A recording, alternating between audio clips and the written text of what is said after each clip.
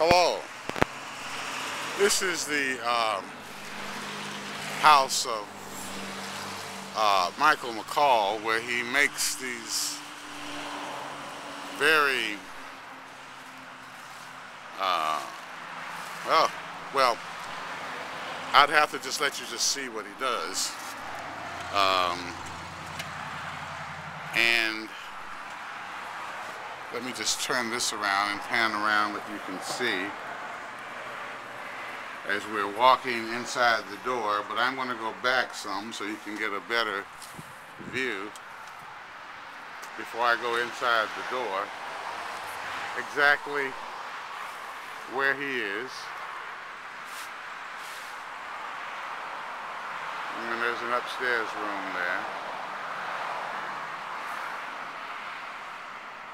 Okay. Now let me go here again,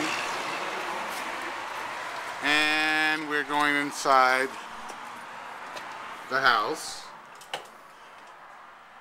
and we see here that there are stairs, stairway upstairs, and we're walking upstairs. And over to our right, we see another room leading into Michael McCall's lair, and I think, oh, Mike, there he is. Hello, Michael. How you doing? It looks like we've caught you at an inopportune time. As a matter of fact, yes, I was just finishing up. Okay. Life, does that say Life magazine? As a matter of fact, yes, it is. I love these wonderful magazines. Looks like it might be a little outdated. Is there? Well, as a matter of fact, it is. This is a 1964 January. Oh my goodness. Fire at Sea. Yes. The Lacona disaster? Exactly. My goodness. Oh, see, I read a bunch of them, as a matter of fact. And Let's, they, 63, 62, 61. Let's look. Okay. Now, is this something that someone may be able to lay their hands on? Well, as a matter of fact, yes. These are probably collectors for collectors. And this is one of the things that basically I've been toying with, trying to figure out whether or not I want to sell to a collector that would be interested in Life magazines in this particular era. Now, will you have more of these, or is this sort of like a first come, first serve? This is a first come, first serve. Oh, I see. Yes. And if I may ask you, I see some more things over here in your lair, and I'm not quite certain what all this mass of documentation here on the floor is. Could you explain what I'm looking at here? Yes, well, as a matter of fact, see, I'm a cartoonist among many things, and for about 12 years now, I've created my own, let's just say, Michael's universe, of my own particular characters that I designed and created myself. Yes. And as you can see, everything here, if you go over every single one of these characters I designed, there's over closely about 1,000 characters here that I created myself. 1,000 characters. Yes. What are your plans specifically for this project here? Well, what can one hope?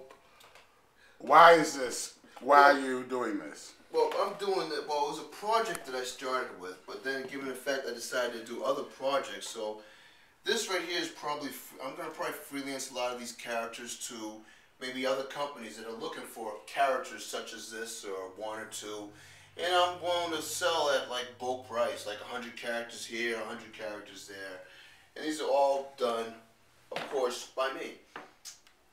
And a lot of these characters have their psychological profiles with them, and you can just keep going. And also, not only do I create the characters, but I create portraits of the characters, and you see a little bit down the line. Look over here. Portraits of the characters. Okay.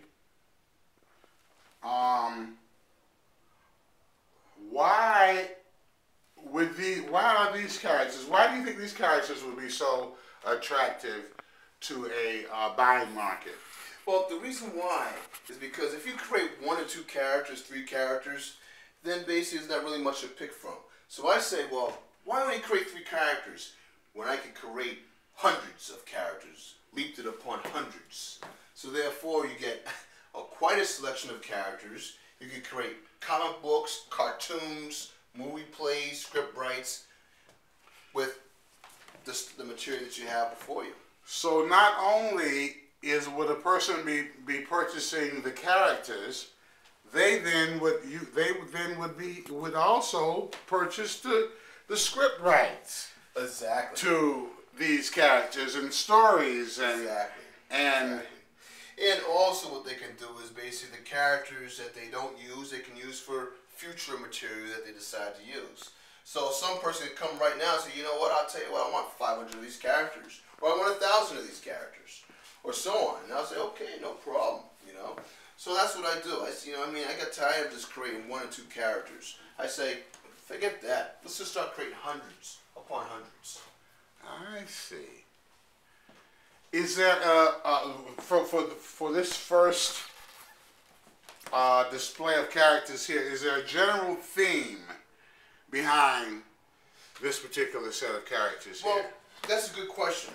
The theme is actually, there is no theme, because these are just freelance characters I decided to create. Freelance. Yes. Tell us what freelance means. What do we? Well, freelance is a person that actually creates ideas and he sells them to other people that actually are in a position to use those ideas to their advantage. Oh. You know? And I, of course, will spend more time with these characters, but see, this is not the only project that I'm in. You know? I, of course, like I said before, is that I would take more time to create these characters or do what other things I can do with these characters. The only problem is I have my hands are tied in other projects. I'm not only am I a cartoonist, but I'm a script writer. Not only am I a script writer, but I create cartoon concepts, and those you see later on down in the segment. Ah. Okay. Well, I'm anxious to see what other segments you have available, and hopefully you're anxious to show them to me. As a matter of fact, I will in a few minutes. Okay. All right.